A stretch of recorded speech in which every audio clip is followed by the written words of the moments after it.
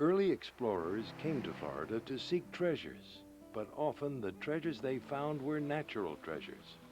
Florida was a land of unspoiled natural beauty unlike any they had ever seen, filled with tropical lushness and color.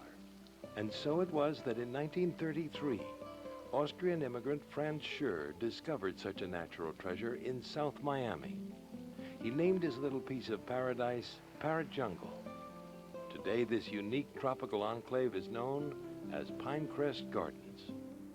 Welcome to Pinecrest Gardens. I'm Brett Panter. Franz Scher's grandchildren, Lynette Scher and Dr. Arthur Scher, grew up in Parrot Jungle, which is now Pinecrest Gardens. Here as children, they became intimately familiar with the tropical beauty of this distinctive piece of property. As they grew older, their appreciation of its environmental value and importance grew. Today, Lynette and Arthur have dedicated their lives to preserving this marvelous property for generations to come. My grandfather was considered very eccentric, but he was also a tremendous naturalist. He loved nature, he loved hiking. He was fascinated by the trees and the butterflies and the birds and everything and the diversity of nature. And so that passion that he had inside of him, along with his strong work ethic, I think is what fueled the development of this place. And he loved to just go through the trails and the natural wilderness and the Everglades. But the seeds of inspiration where Parrot Jungle were starting to form, because he was thinking, wow, you know, I could create some tropical wonder like all the things that he appreciated down here. Well, a realtor had told him about this parcel of land in South Miami. And he really wanted to find a place where there was a lot of diversity in the ecosystem. And the hardwood hammock is what really is our closest environment here to the tropical rainforest. He found right away the natural cypress hammock running through the property, and the little fingers running through the coral where water would ebb and flow through the jungle, creating the type of landscape where tropical plants could flourish. At that time, there were very few cypress hammocks left in Dade County back in the 30s, and now this is the only one that's left. My grandfather secured the property for $25. He did not have to start paying rent for 18 months. After 3 years of hacking his way through the jungle, Franz Schur opened Parrot Jungle in 1936. That first year, 10,000 visitors paid 25 cents to see 6 macaws, an alligator, a rattlesnake, and a skunk. But it was the lush, tropical environment that made them appreciate the natural beauty of South Florida.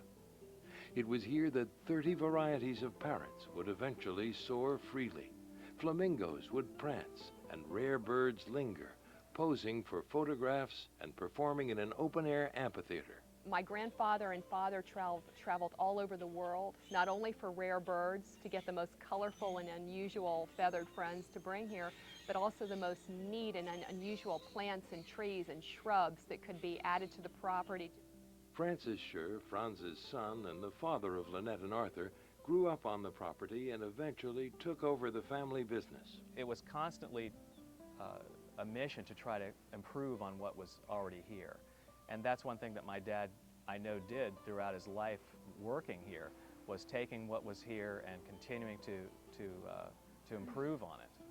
At the peak of its popularity, Parrot Jungle was attracting up to 1,000 visitors a day. They came to stand in awe of over 1,000 birds and countless species of tropical plants. They came to take a stroll through paradise. You'll see beautiful heliconias, gingers, incredible palm trees, shrubbery, orchids, bromeliads that have all been added to the existing landscape to just make it so beautiful. My grandfather wanted this to look like a fairy tale. When people come to be in a fairy tale, a dreamland, to escape from reality and just be able to get back to commune with nature again. You will see a lot of natural birds, indigenous bird species that will come here. Water birds, the herons and egrets, cormorants and hingas. You see turtles. You'll have the cypress trees, which is a major factor in this location, being so valuable. And you also have the rest of the hardwood hammocks with the natural oaks. You have natural coconut palms. There are a lot of plants that have been brought in that are from other locations that adapt quite well to this particular environment because it is so wet. It is like very much like a rainforest because it's low and you do have the fresh water supply here. It's unlike any other place in Miami. In 1988, the Scher family decided it was time to sell the property, and two local business leaders purchased the attraction and operated it until late 2002. But by the turn of the 21st century, what had once been a remote outpost of South Miami had become the village of Pinecrest, surrounded by expensive luxury homes. The pressure was on to find a more suitable location for Parrot Jungle. Watson Island, in view of Miami's cruise ships, was eventually chosen to be the bird's new home. There were concerns that the original site of Parrot Jungle, a unique piece of old Florida, would fall into the hands of developers. And so, by the late 90s, the charitable organization known as Preserve the Jungle Incorporated was formed to help ensure this pristine property could be enjoyed by future generations. This is the last remaining cypress hammock in Dade County. And something like that is so precious in and of itself that it's something that I certainly want my children to be able to come and see what this land looked like before it was all developed, what it looked like to the pioneers that first came to this place, where they were so awestruck by the natural beauty that was here. Through the efforts of Preserve the Jungle Incorporated, the village of Pinecrest and Miami-Dade County, financing was secured through taxpayers and other means to purchase the land for a park in perpetuity in early 2003. Now, Pinecrest Gardens will provide a tranquil, multi-use site, expanding our horizons through educational and recreational activities, horticultural programming, day camps, singing and dancing groups, private functions, as well as a site for artists and photographers can all be found at Pinecrest Gardens. And it's so important now to have a place on a weekend or an afternoon where you can come and take a break and read a book or walk around or just sit and relax, you know, work on paperwork or something relaxing that you can just do in a beautiful environment.